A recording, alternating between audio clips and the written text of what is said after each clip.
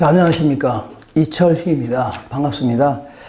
자, 부동산학 원론을 담당하고 있는데, 첫 시간이고 하니까, 부동산학 원론이 어떤 내용을 담고 있는지, 그리고 두 번째는요, 어떤 형태로 공부하는 게 가장 효과적인 공부 방법인지 알아보겠습니다. 자, 먼저 이 부동산 원론이라는 게 뭐냐면, 부동산학이라는 게, 어떤 이제 부동산 활동 있죠. 이 부동산 활동을 좀 능률적으로 해보겠다. 그런 의미입니다. 자, 이 부동산 활동이라는 게 뭐냐면, 인간이 부동산을 대상으로 전개하는 다양한 활동이 있을 겁니다. 예를 들어 뭐, 거래 활동을 한다든가, 관리 활동, 중개 활동, 아니면요, 뭐, 무슨, 신탁 활동, 뭐, 여러 가지가 있을 겁니다. 자, 이러한 활동들을요, 가능하면 뭐, 과학적이고, 체계적이고, 합리적으로 해보겠다. 그런다는 얘기죠.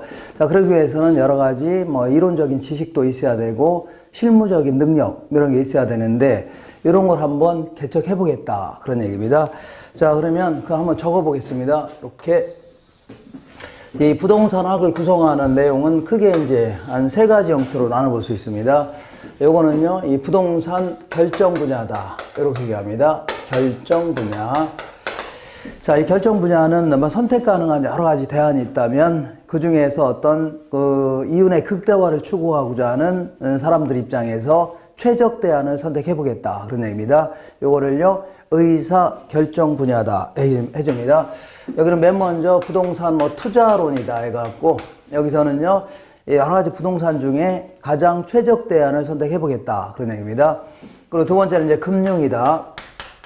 여기서는 금융론에서는요, 이 부동산은 좀 비싸죠. 그러니까 굉장히 비싸기 때문에 때로는요, 은행 같은 데서도 돈 빌릴 필요가 있는데 이런 걸 자금을 조달한다. 이렇게 해줄게요.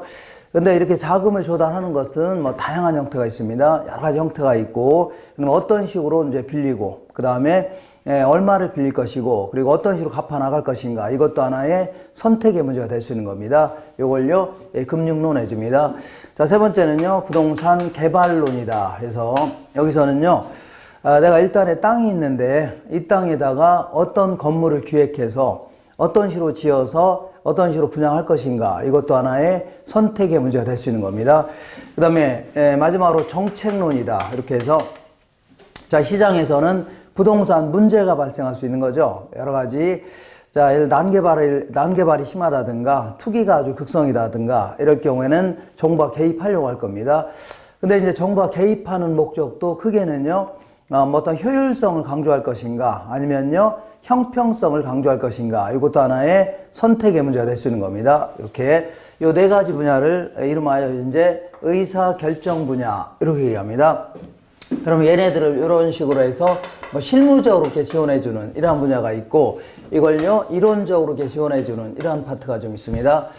자, 맨 먼저 뭐 실무적으로 지원해주는 분야를요, 의사결정을 지원해주는 분야다 해서 의사결정 지원 분야다 해줄게요. 자, 여기에는 뭐가 있냐면 뭐 부동산 이용론이다 해서 여기서는 인간이 특히 이제 토지를 대상으로 여러 가지 활동하는 과정에서 인간의 눈에 비춰지는 어떤 다양한 모습들이 있을 겁니다. 이걸 좀 알아보는 겁니다. 뭐 직주 분리 현상이다. 아니면요, 뭐 도시 스프롤이다. 뭐 이런 게 있습니다.